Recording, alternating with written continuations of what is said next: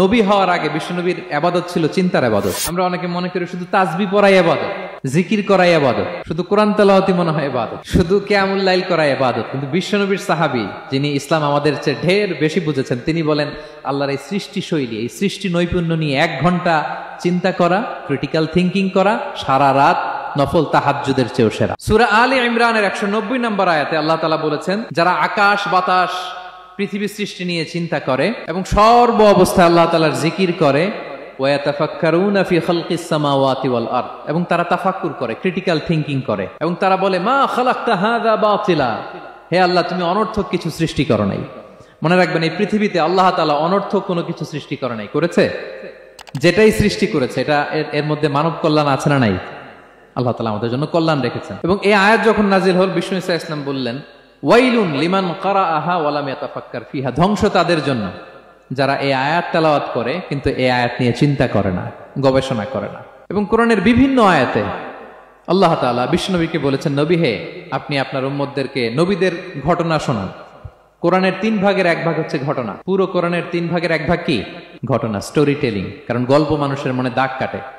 আল্লাহ তাআলা বলেছেন, ফাকুসুসিল কসাসা লাআল্লাহুম ইয়াতাফাক্কারুন, নবী হে আপনি তাদেরকে কিচ্ছা শোনান, ঘটনা শোনান, নবীদের কাহিনী শোনান, লাআল্লাহুম ইয়াতাফাক্কারুন, যাতে করে তারা ক্রিটিক্যাল থিঙ্কিং করে। তারা লূত আলাইহিস সালামের কওমের ঘটনা যখন শুনে যে আল্লাহ তাআলা আপসাইড ডাউন করে দিয়েছিলেন, তারা যখন কওমে আদের ঘটনা শুনে, কওমে সামুদের ঘটনা শুনে, তারা যেন চিন্তাশীল হয়। এবং বিশ্বনবীর সাহাবী আবু দারদা রাদিয়াল্লাহু তাআলা আনহু, উনি বলতেন, তাফাক্কুরু সাআতিন খায়রুন মিন কিয়ামিল লাইলা, 1 ঘন্টা কেউ যদি আল্লাহর সৃষ্টি নিয়ে চিন্তা করে, সেটা সারা রাত তাহাজ্জুদের সালাত পার করার চেয়ে উত্তম। আমরা অনেকে মনে করি শুধু তাসবিহ পড়াই ইবাদত, জিকির করাই ইবাদত, কিয়ামুল লাইল করাই ইবাদত। কিন্তু বিশ্বনবীর সাহাবী যিনি ইসলাম আমাদের চেয়ে ঢের বেশি বুঝেছেন, তিনি বলেন আল্লাহর এই সৃষ্টি শৈলী, এই সৃষ্টি নৈপুণ্য নিয়ে 1 ঘন্টা চিন্তা করা, ক্রিটিক্যাল থিঙ্কিং করা, সারা রাত নফল তাহাজ্জুদের চেয়েও সেরা। এবার বলেন, আমাদের চিন্তা করার দরকার আছে না নাই? ব্রেনটা খাটাবেন তো? এই যে যারা কনভার্টেড মুসলিম হয়, এরা কিন্তু অনেক চিন্তা ফিকির করে, নিজের সাথে নিজে বোঝাপড়া করে, ক্রিটিক্যাল থিঙ্কিং করে, তাদের অ্যানালজি কাজে লাগিয়ে, আল্লাহর দেয়া ব্রেনকে কাজে লাগিয়ে এরপরে শাহাদা পাঠ করে, এমনি এমনি না।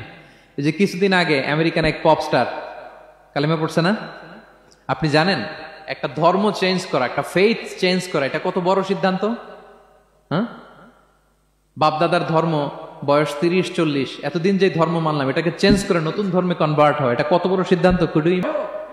নিজের সাথে নিজের অনেক বোঝাপড়া করতে হয়, তারা এই ক্রিটিক্যাল থিঙ্কিং করে। এবং বিষ্ণু ঈসা ইসলাম, উনি নবী হওয়ার আগেও এই চিন্তার ইবাদত করতেন। তিনি হেরা গুহায় চলে যেতেন, কাবা থেকে 6 কিলোমিটার উত্তরে, 634 মিটার উঁচু, যা বলে নূরের উপরে একটা কেইভ আছে, গুহা, এটার নাম হচ্ছে গারে হেরা। ওখানে বসে বসে তিনি এই চিন্তা করতেন। তার মানে নবী হওয়ার আগে বিশ্বনবীর ইবাদত ছিল চিন্তার ইবাদত। নবী হিসেবে অ্যাসাইন্ড হওয়ার আগে বিশ্বনবীর ইবাদত কি ছিল বলেন তো? নামাজ পড়া, কোরআন তেলাওয়াত করা। কোরআন তো নাজিলই হয় নাই, কোরআন তেলাওয়াত করবে কেমনে? তখন 6 মাস বসে বসে উনি ওখানে কি করেছেন বলেন? ধ্যানমগ্ন ছিলেন, তিনি চিন্তা করতেন। ওইটাই ছিল ওনার আধ্যাত্মিক শিক্ষায়তন। ওই নির্জন গুহার মধ্যে উনি যখন চিন্তায় মগ্ন ছিলেন, আল্লাহর সৃষ্টি শৈলী নিয়ে চিন্তা করতেন, ঠিক ওই মুহূর্তে, অন্তিম মুহূর্তে, ওই মাহেন্দ্রক্ষণে নাজিল হয়েছে ইকরা বিসমি রাব্বিকাল্লাযী খালাক, read in the name of your lord who has created, পড়ো তোমার প্রভুর নামে যিনি তোমাকে সৃষ্টি করেছেন, শিক্ষা দিয়েছেন। তাহলে সম্মানিত সুধী, ইসলামের সূচনা হয়েছিল, এটা বলা যায় ফাইনালি যে ইসলামের সূচনা হয়েছিল এই চিন্তার ইবাদতের মধ্যে।